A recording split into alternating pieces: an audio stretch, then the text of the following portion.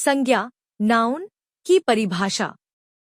संज्ञा उस विकारी शब्द को कहते हैं जिससे किसी विशेष वस्तु, भाव और जीव के नाम का बोध हो, उसे संज्ञा कहते हैं।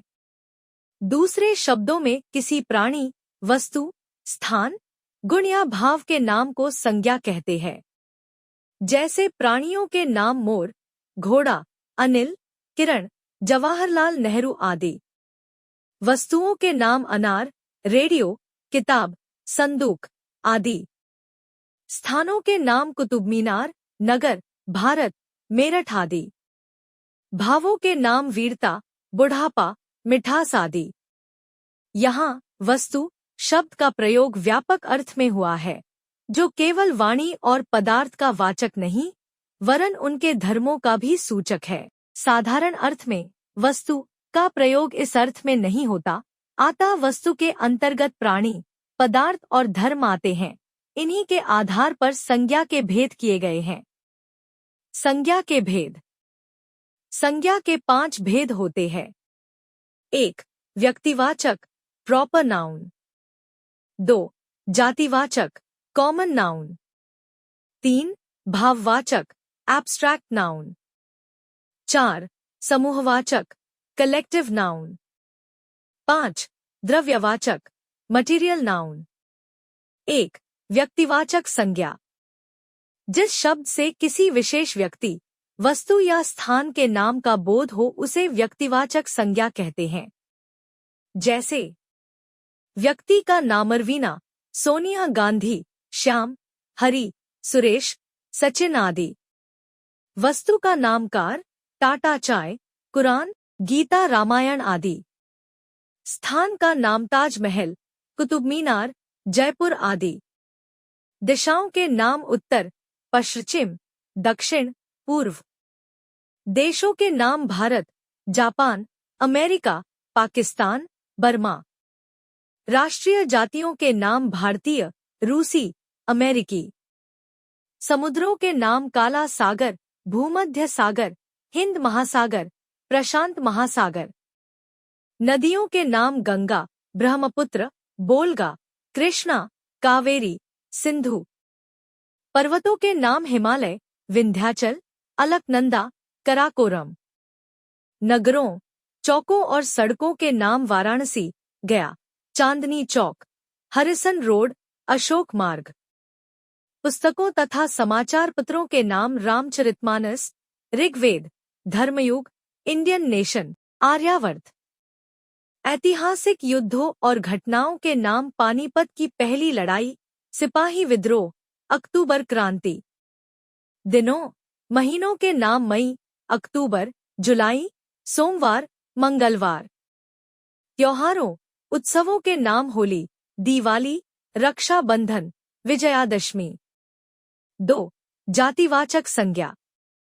बच्चा, जानवर, नदी, अध्यापक, बाजार, गली, पहाड़, खिड़की, स्कूटर आदि शब्द एक ही प्रकार प्राणी, वस्तु और स्थान का बोध करा रहे हैं, इसलिए ये जातिवाचक संज्ञा है। इस प्रकार जिस शब्द से किसी जाति के सभी प्राणियों या पदार्थों का बोध होता है, उसे जातिवाचक संज्ञा कहते हैं। जैसे लड़का, पशु पक्षियों, वस्तु, नदी, मनुष्य, पहाड़ आदि। लड़का से राजेश, सतीश, दिनेश आदि सभी लड़कों का बोध होता है। पशु पक्षियों से गाय, घोड़ा, कुत्ता आदि सभी जाति का बोध होता है। वस्तु से मकान, कुर्सी, पुस्तक, कलम आदि का बोध होता है। नदी से गंगा, यमुना, कावेरी आदि सभी नदियों का बोध होता है। मनुष्य कहने से संसार की मनुष्य जाति का बोध होता है। पहाड़ कहने से संसार के सभी पहाड़ों का बोध होता है। 3. भाववाचक संज्ञा।